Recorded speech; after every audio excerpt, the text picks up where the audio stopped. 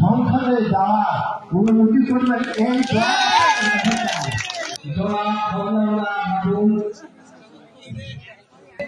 আজকে আমাদের গায়ে আমি সবাই অনুরোধ করেছি এবং সবাই যেন আমরা সবাই ভোট দিয়ে আমাদের 7 নম্বর ওয়ার্ডে সকল প্রকার উন্নয়ন এবং আনন্দিত এই কারণে আমাদের এলাকা এবং এলাকাবাসী এবং আমাদের ভাইয়ের মতো আমি এই মুহূর্তে ভোটা ভাইকে ভোট দেওয়ার জন্য ইয়ে করছি এবং আমার অনুরোধ ভোট দিয়ে সামনে নির্বাচনে জয়যুক্ত করার জন্য আমরা ধন্যবাদ এবং উপস্থিত যত নেতাকর্মী আছেন তাদেরকে বলে আমি একটু সময় নিব।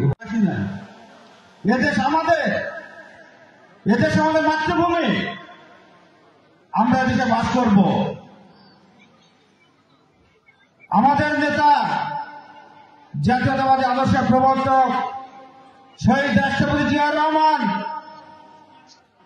তিনি অসাম্প্রদায়িক বাংলাদেশের স্বপ্ন দেখতেন। তার কাছে কোনো জাতিগত ভেদাভেদ ছিলেন না। তার স্ত্রী আমাদের মা বেগম খালেদা জিয়া তিনিও অসাম্প্রদায়িক। আজকে বাংলাদেশ জাতীয়তাবাদী আদর্শের ভারপ্রাপ্ত চেয়ারপারসন আমাদের নেতা তারেক রহমান তার স্বপ্নে, তার চেতনায়, তার মনে অসাম্প্রদায়িক বাংলাদেশের স্বপ্ন। সে কখনো হিন্দু মুসলিম খ্রিস্টান বৌদ্ধ ভাগ করতে চায় না। এই বাংলার যারা মানুষ বাংলাদেশে থাকবে, সকলে সমান থাকবে, সবার অধিকার সমান। এই ফাঁসিস্ট আওয়ামী সরকার আমাদেরকে সংখ্যালঘু বানাইছিল। সংখ্যালঘু বানাইছে কেন? যে এটাকে পুঁজি করে তারা রাজনীতি করবে, তারা আমাদের সম্পদ লুণ্ঠন করবে, আমাদের অর্থ আত্মসাৎ করবে, আমাদের মধ্যে দাঙ্গা বাঁধাবে। আজকে দেখেন তো আমাদের রাষ্ট্রপতি জিয়াউর রহমান যখন বাংলাদেশে এসেছিল,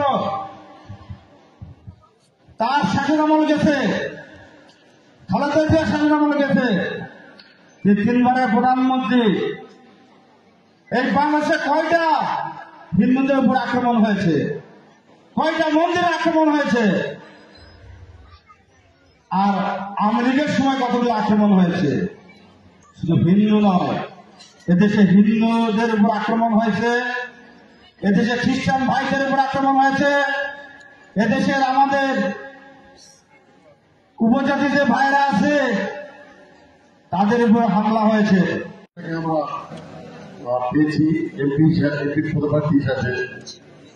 আমরা ভোটের কাছে মানুষ, কোন দল নয়, কে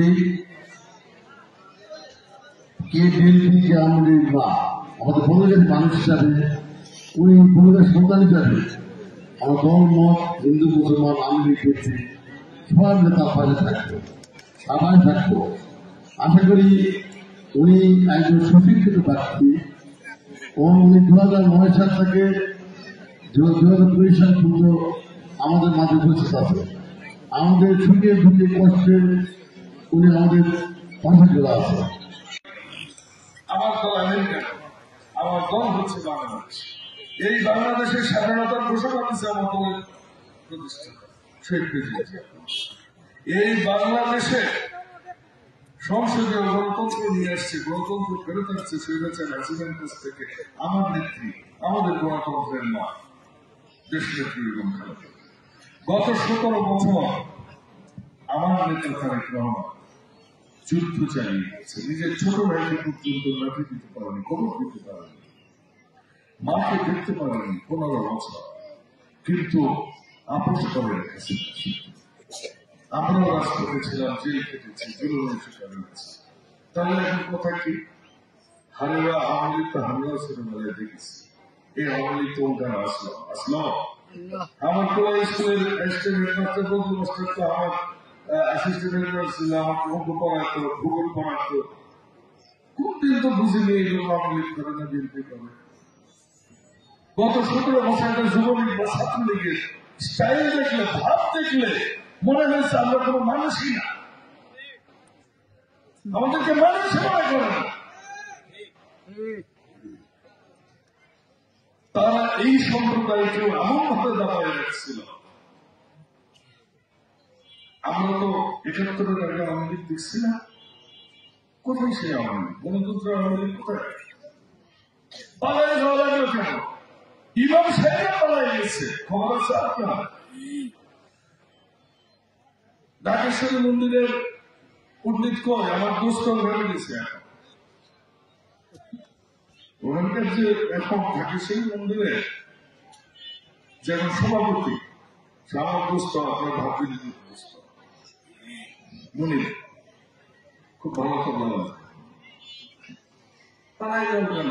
তোমরা তো ধর্মীয় লোক, বাইতুল মুকাররমের খতিব পালাই গেছে, শুনছেন আপনারা? কেন এই পরিস্থিতিটা হলো? এই পরিস্থিতিটা হলো যে রাজনীতির কারণে আমরা রাজনীতি করছি। যারা চেয়ারে বসে আছেন আমাদের কর্মীবিন্দুদেরকে সকলকে আমি আহ্বান জানাচ্ছি, আপনারা চেয়ারে চেয়ারে তারা দিয়ে দেন। ধন্যবাদ জানাচ্ছি। ভাই তাকাচ্ছেন না কাইদি